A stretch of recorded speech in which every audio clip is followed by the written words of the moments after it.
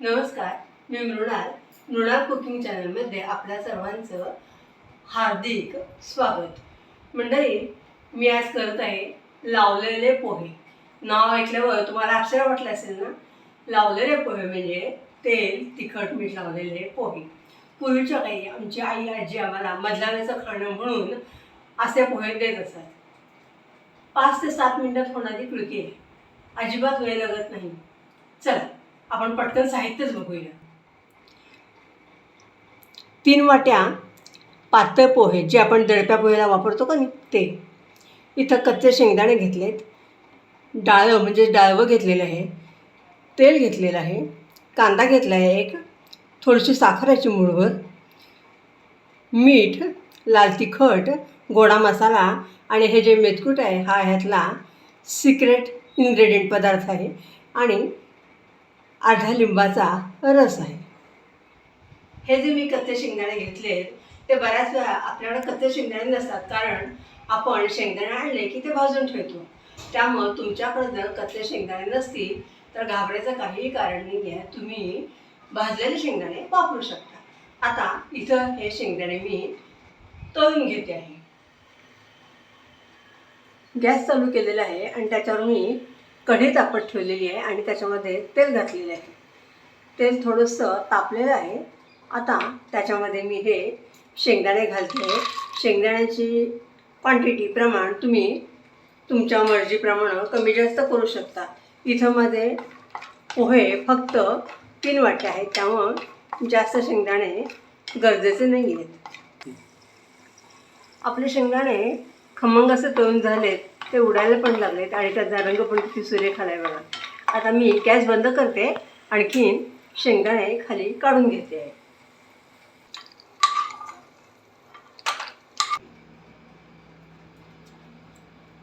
आधी बारीक चिरलेला कांदा मी ह्या पसरट भांड्यामध्ये काढून घेते आहे।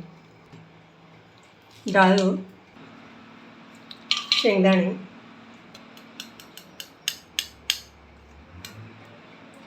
मीठ थोडं बेतानेच घालायचं आहे कारण पोहे कमी आहेत। लाल तिखट,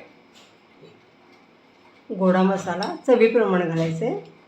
आता हे जे मेथकूट आहे ना ते मी इथं चांगलं 2 चमचे घालून घेणार आहे।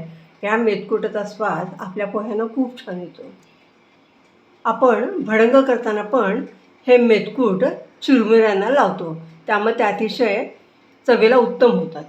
आता हे सगळं मी हातानेच एकत्र करणार आहे।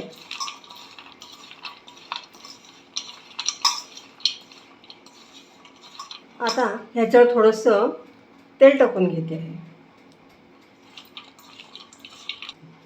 पोहे घालून घेते। हे पोहे आपल्याला हाताने एकजीव करून घ्यायचे, ते एकत्र करायचे, वर खाली करून घ्यायचे।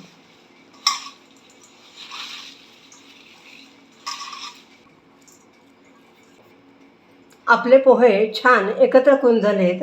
आता मी लिंबाचा रस, 1 लिंबाचा रस आहे तो घातलेला आहे, आणखीन चवीपुरती साखर घातलेली आहे। आता आपले लावलेले पोहे म्हणजे तेल तिखट मिठाचे मसाल्याचे पोहे तयार झालेले आहेत। परंतु कधीकधी सिनियर सिटिझन असतात, त्यांना जरा हे थोडेसे कोरडे वाटतात। अशावेळी तुम्ही याच्यामध्ये काकडी, टोमॅटो घालू शकता। आता मी इथं काकडी आणि टोमॅटो घालणार आहे, पण ते एकदम ऑप्शनल आहे। काकडी,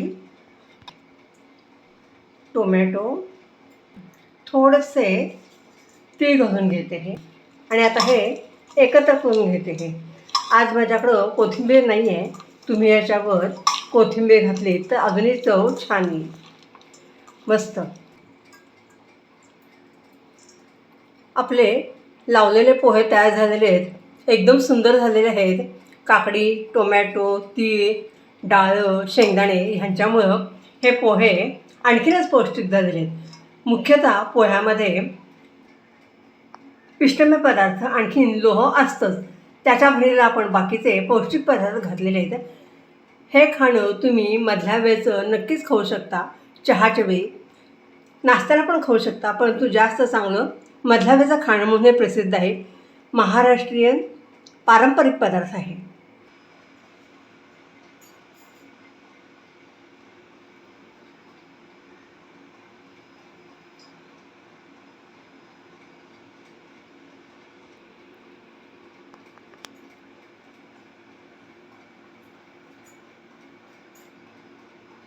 आपल्याकडं कांदे पोहे, बटाटे पोहे, पोळ्याचे पोहे, दडपे पोहे असे पोह्यांचे वेगवेगळे प्रकारचे येतात. हा थोडासा दडप्या पोह्यांशी साधर्म्य दाखवणारा प्रकार आहे, परंतु दडपे पोहे करताना आपल्याला नारळाचं पाणी वापरावं लागतं, नारळाचा भरपूर चव वापरावा लागतो आणि फोडणी पण घालावी लागते. इथं तसं काहीच नाही आहे, त्यामुळे एकदम पटकन, साधी, सोपी आणि चविष्ट अशी रेसिपी आहे. मंडळी, कशी वाटली तुम्हाला ही रेसिपी? अक्षरशः मोजून 5 मिनिटात होणारी आहे. कांदा आणि टोमॅटो जर तुम्ही चिरून घेतला तर 5 मिनिटाच्या आत ही रेसिपी तयार होती आणि चवीला अप्रतिम अशी आहे. खूप सुंदर आहे. नक्की करून बघा. व्हिडिओ आवडल्यास लाईक, शेअर, सबस्क्राईब करा. तुमचे अभिप्राय कळवा. पण एकदा नक्की करून बघा. केल्याशिवाय तुम्हाला त्याची चव समजणार नाही. आणि ही आपली एकदम फार पूर्वीपासूनची आजी पणजीची अशी महाराष्ट्रीयन आणि पारंपरिक रेसिपी आहे. अशाच सोप्या, पटकन होणाऱ्या आणि पारंपरिक पदार्थांची रेसिपी मी घेऊन येणारच आहे. तोपर्यंत स्वस्थ राहा, आनंदी राहा. अशाच नवनवीन पदार्थांचा आस्वाद घ्या. धन्यवाद.